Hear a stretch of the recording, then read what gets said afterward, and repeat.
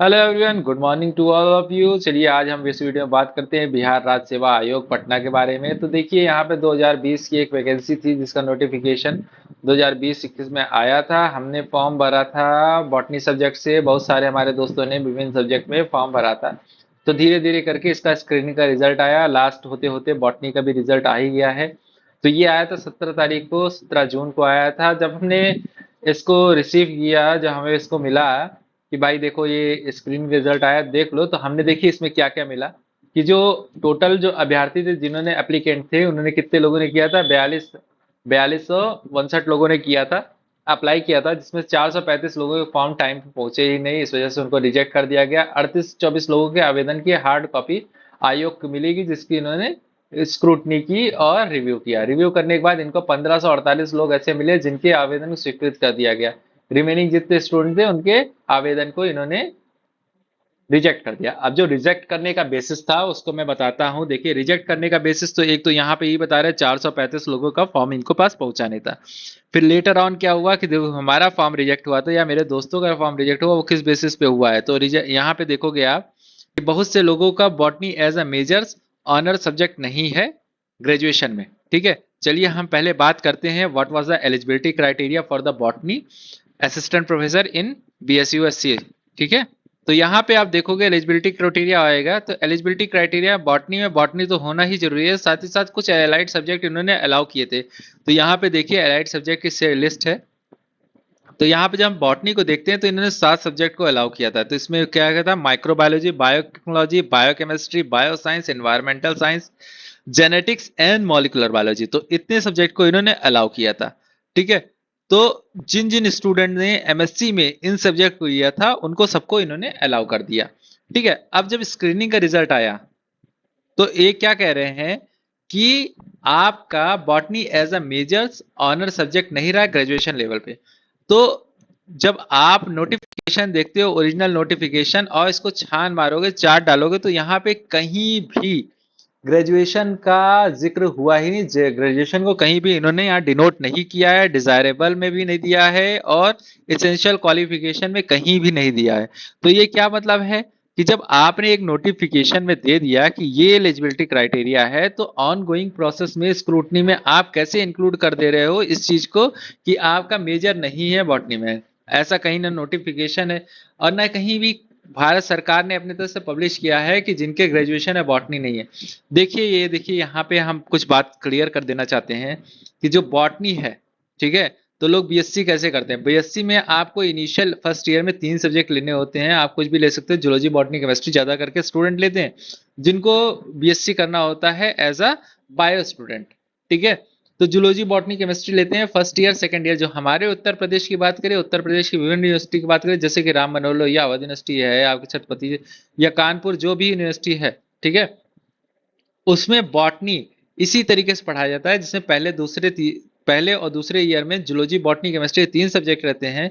आखिरी के साल में बॉटनी और केमिस्ट्री मेन सब्जेक्ट हो जाते हैं। ठीक है, तो जो बच्चे 3 साल लगातार बॉटनी पढ़ रहे हैं, ठीक है, उसके साथ एक सब्जेक्ट सब्सिडी जैसे केमिस्ट्री हो जाता है। आप जूलॉजी भी रख सकते हो, लेकिन जो आगे बढ़ते हैं, देखिए बॉटनी से ही बहुत सारा बाइफर्केशन होता है, जैसे कि बायोटेक्नोलॉजी हो गया, आपका आपका माइक्रोबायोलॉजी हो गया, सब बायो बायो बॉटनी का ही बाइफर्केशन है। ठीक है, उसी से ये सब्जेक्ट निकले हुए हैं। तो जो बच्चा 3 साल कर रहा है तो वो बॉटनी मेजर ही है, लेकिन इनको ये बात समझ नहीं आई, उन्होंने ये बेसिस दे दिया कि आपका बॉटनी एज अ मेजर्स नहीं है स्नातक में, तो आपको वो देना पड़ेगा। ठीक है, और इन्होंने फॉर्म रिजेक्ट कर दिया बहुत सारे स्टूडेंट्स का, लगभग करीब 400-500 स्टूडेंट का इन्होंने फॉर्म रिजेक्ट कर दिया। तो देखिए ये दो चीजें कर रहे हैं, एक तो कह रहे हैं कि अलाइड सब्जेक्ट को डिमोरलाइज कर रहे हैं, क्योंकि ज्यादा करके स्टूडेंट पहले के टाइम में, आज से 4 5 6 साल 10 साल पहले, जिन लोगों ने, देखिए 6 साल तो हो गया फॉर्म को आए ही हुए, और ये 10 साल पहले 15 साल पहले जिन लोगों ने क्या बोलते हैं PhD करना शुरू किया, क्योंकि इसमें मेजर स्टूडेंट वो हैं जिन लोगों ने PhD कर रखा है, नेट क्वालिफाई कर रखा है, और उसके बाद उन्होंने फॉर्म किया है। तो इसमें बहुत सारे स्टूडेंट जो दुनिया भर में विभिन्न जगहों पे कार्यरत हैं। लेकिन ये क्या बोलते हैं, डिमोरलाइज कर रहे हैं। डिमोरलाइज किसको कर रहे हैं, एक तो कहते हैं जो हमारे यहाँ ये होता है, एक बहुत एक मेजर कंसेप्ट है ब्रेन ड्रेन का, कि जो हमारे यहाँ के अच्छे बच्चे होते हैं, अलाइड सब्जेक्ट पढ़े होते हैं, जिन नेट क्वालिफाई किया है, अच्छी जगह से PhD किया, वो बाहर चले गए।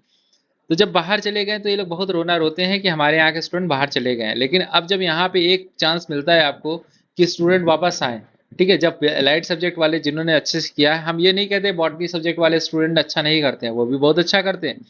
लेकिन जब आपके पास एक मौका है और एक फेयर कंपटीशन कराने का मौका है, तो आप ये ऐसा क्यों नहीं चाहते हो कि ये भी बच्चे आए यहाँ पे एग्जाम दे, इंटरव्यू दे। आपको एक मिक्स पॉपुलेशन मिलेगी, जिससे क्या होगा कि आपको एक बढ़िया प्लेटफॉर्म मिलेगा बच्चों को पढ़ाने के लिए, स्टूडेंट्स को मिलाने, नई चीजें आने के लिए। लेकिन आप उनको लाने नहीं देना चाहते हो, आप डिमोरलाइज करते हो। साथ ही साथ बाहर के जो प्रदेश हैं, उत्तर प्रदेश, जो आपका बिहार के बाहर के प्रदेश, उनको नहीं आने देना चाहते। तो एक तो ये इंटर स्टेट मैटर भी है कि ये हमारे राज्य सरकार को भी इस पे वो लेना चाहिए, कंसर्न करना चाहिए। जो हमारे स्टेट के मुख्यमंत्री हैं उनको भी कंसर्न करना चाहिए कि देखिए हमारे स्टूडेंट, हमारे बच्चों को क्यों नहीं कंसीडर कर रहे हो। और वहाँ के भी बहुत सारे बच्चे होंगे जो बिहार के हैं, उनको भी कंसीडर नहीं कर रहे हैं, तो बड़ी समस्या है। और इसमें देखिए होता क्या है कि जो स्क्रूटनी होती है उसके लिए एक्सपर्ट ओपिनियन बनाया जाता है। एक्सपर्ट ओपिनियन के लिए 10 लोगों का, 5 लोगों का पैनल होता है। वही 5 लोगों का पैनल डिसाइड कर देता है, 10 लोगों का पैनल डिसाइड कर देता है कि भाई आप क्या रखोगे। आप सोचो कि 10 लोगों का पैनल मिलकर 400-500 लोगों के भविष्य को तय कर रहा है कि क्या बच्चे इसमें आएंगे कि नहीं आएंगे। तो ये भी बहुत मेजर कंसर्न है, इनको ये चीज देखना चाहिए कि बच्चे क्या बोलते हैं किस तरीके से आगे बढ़े हैं। ठीक है, तो जो बीएसयू से मेरा रिक्वेस्ट है कि जो बच्चे फॉर्म भरे हैं ग्रेजुएशन लेवल पे, जिनके सब्जेक्ट हैं as prescribe in the advertisement, allied subject हो चाहे कोर सब्जेक्ट हो, उनको अलाउ किया जाना चाहिए। किसी को डिमोरलाइज नहीं करने देना चाहिए, क्योंकि एलाइड सब्जेक्ट भी आप ही के स्टूडेंट हैं, कोई ऐसा नहीं बाहर के स्टूडेंट हैं। अगर आप उनको नहीं कंसर्न करोगे तो आपको लॉन्ग टर्म में बहुत लॉसेस होगा। ठीक है, समस्याएं बहुत आएंगी। आप देखो एक चीज ये है कि भारत देश में आर&डी पे ऐसे ही बहुत कम खर्चा होता है, तो जो बच्चे पीएचडी किए हुए हैं इन सब्जेक्ट्स के साथ, उनको आप बहुत डिमोरलाइज कर रहे हो। वो कोई दूसरी जगह पे जाएंगे, बाहर के देशों में जाएंगे, तो आपका ही लॉस होगा। ठीक है, कुछ नहीं, अगर आप इंफ्रा नहीं प्रोवाइड कर सकते तो कम से कम एक ब्रेन तो मिलेगा जो आपको, नए आने वाले बच्चों को इस तरफ, इस दिशा में प्रोत्साहित करेगा कि आर&डी करो, कम रिसोर्सेज में करो लेकिन करो, उससे ये होगा। ठीक है, लेकिन इनको समझ में आता नहीं, इनके दिमाग में तो भूसा भरा हुआ है, पढ़े लिखे तो है नहीं, या पुराने बुढ़े लोग बैठे हुए हैं जिनको समझ नहीं आता है, वैसे ही एलिजिबिलिटी क्राइटेरिया लगा दिए हैं। तो इससे बहुत परेशानी हो रही है, तो ये समझने वाली बात है। और मेरी रिक्वेस्ट है बिहार स्टेट से, यूनिवर्सिटी से जो कमीशन है उससे, बिहार के जो मुख्यमंत्री जो भी बने हैं उनसे भी ना, कि इस तरीके की चीज़ों को अलाउ किया जाना चाहिए। और इससे क्या बोलते हैं, प्रोत्साहन मिलेगा, देश आगे तरक्की करेगा। Thank you all. आप लोगों जिनको भी ये वीडियो मिल रहा है, देखिए अपने दोस्त को बताइए, कंसर्न मेजर कंसर्न है। ठीक है, और लाइक करिए, शेयर करिए, सब्सक्राइब करिए, जिससे सबको पता चले कि ये समस्या आ रही है। Thank you.